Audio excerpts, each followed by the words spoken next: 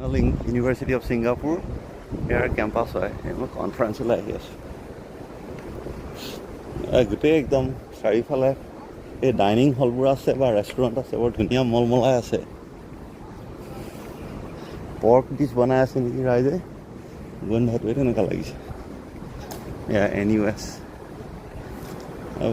ছিংগাপুৰখন মানে ধুনীয়া আটোমটোকাৰী, কিন্তু ঠেক কিন্তু আটোমটোকাৰী, চাফ চিকুণকৈ ৰাখিছে মানে এনেকৈ। আৰু ধেৰ নিয়ম আছে, য'ত ত'ত পেলাব নোৱাৰি। ইয়াত যদি মই এই কাগজ টুকুৰা পেলাই দিওঁ ধৰিলে প্ৰায় 20,000 টকাৰ ফাইন হ'ব, এনেকুৱা টকা।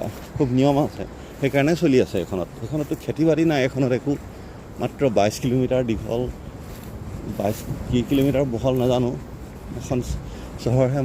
ইয়াতে প্ৰায় কিমান আছে, 6 লাখ মানুহ